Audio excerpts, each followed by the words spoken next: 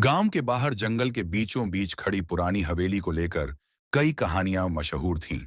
कहते हैं वहां जो भी गया कभी वापस नहीं आया। लेकिन रवि, जो खुद को निडर समझता था, इन बातों को अंधविश्वास मानता था। एक रात दोस्तों की हिम्मत बढ़ाने पर उसने अकेले हवेली में जाने की ठान ली। चांदनी रात थी, लेकिन जंगल के भीतर घना अंधेरा छाया हुआ था। हवेली का दरवाजा चरमराते हुए खुला। अंदर का माहौल अजीब और भारी था, जैसे वहां कोई छिपा हुआ हो।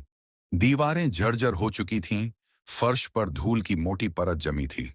लेकिन रवि को सबसे ज्यादा ध्यान खींचा हवेली के बीचों बीच खड़े एक विशाल आईने ने। आईना बेहद चमचमाता हुआ साफ था, जैसे उसे रोजाना साफ किया जाता हो। लेकिन रवि को हैरानी तब हुई जब उसने देखा कि आईने में उसका प्रतिबिंब बिल्कुल उसकी तरह नहीं था। उसका चेहरा गंभीर था, लेकिन आईने में उसका अक्स मुस्कुरा रहा था, एक ठंडी खौफनाक मुस्कान।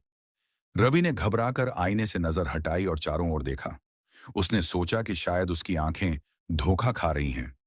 लेकिन तभी कमरे में एक ठंडी हवा चली और दरवाजा अपने आप बंद हो गया। अब हवेली के अंदर घुप अंधेरा हो गया था।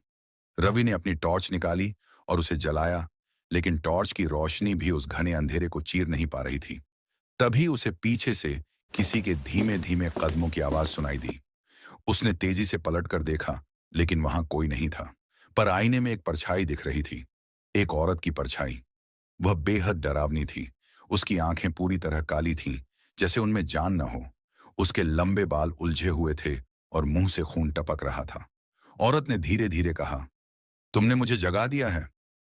रवि को ऐसा लगा जैसे उसके पैर जमीन में जकड़ गए हों। वह भागना चाहता था, लेकिन उसके शरीर ने उसका साथ छोड़ दिया। तभी आईने में उसकी परछाई ने उसकी तरफ हाथ बढ़ाया और अचानक रवि का शरीर हवा में उठा। उसने चीखने की कोशिश की, लेकिन उसकी आवाज जैसे किसी ने छीन ली थी। कुछ ही पलों में रवि को लगा जैसे उसका शरीर आईने के भीतर खींचा जा रहा है। उसने संघर्ष किया, पर सब बेकार था। आखिरी बार उसने देखा कि आईने में उसकी जगह वह औरत आ गई थी, जो अब उसके जैसे दिखने लगी थी। अगली सुबह गांव वालों ने रवि को हवेली से बाहर आते देखा, लेकिन वह रवि जैसा नहीं लग रहा था। उसकी आंखों में एक अजीब सी चमक थी और वह बिना कुछ बोले सीधे जंगल की तरफ चला गया। उस दिन के बाद से जो भी हवेली के पास गया, वह कभी वापस नहीं लौटा।